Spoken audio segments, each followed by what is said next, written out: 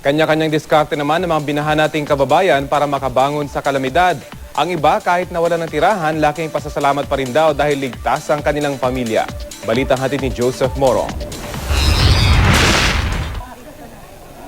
Sa lahat daw ng gamit sa loob ng bahay ni mga Atilano, iisa lamang ang kanyang pinakaiingat-ingatan, ang diploma ng kanyang anak na ngayon sira na matapos malublob sa baha at mabalot ng putik.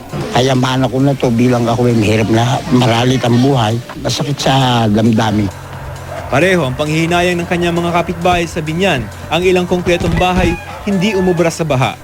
Sa ibang lugar, ang bahang sumira sa mapagkukunan nila ng makakain siya rin at bigay ng pansamantalang maihahain. Sa Tansa, Cavite, kinakalaban ng mga residente ang rumaragas ang agos ng tubig sa nasirang Tres Cruces Dam, makatsamba lamang ng isda. Mga dagang bukid na binulabog ng baha naman ang pantawid gutom ng ilang Pangasinense. 2 batang magkapatid pa ang nalunod habang nanguhuli ng daga sa mga binahang bukid sa mga Tarem, Pangasinan.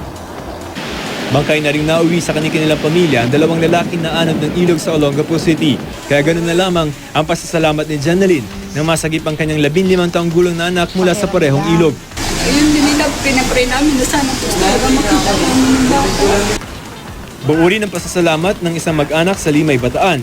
Wasak ang kanilang bahay matapos matabunan ng gumuhong putik mula sa bundok, pero ligtas silang lahat.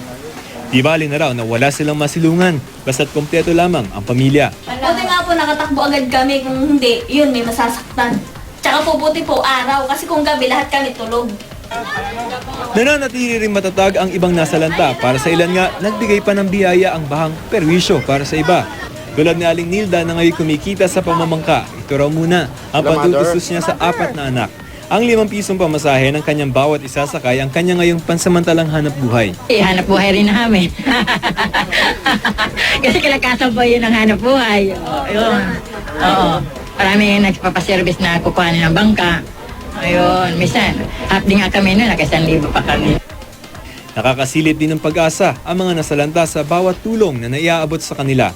May naihanda pa rin silang ngiting panukli habang ang mataga Maribacan Pasay, binaha na nga, nasunugan pa.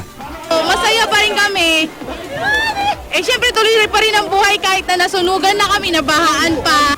Ang mga kwentong ito ay nagpapatunay lamang na di malulubog ng baha ang diwa ng mga Pilipino.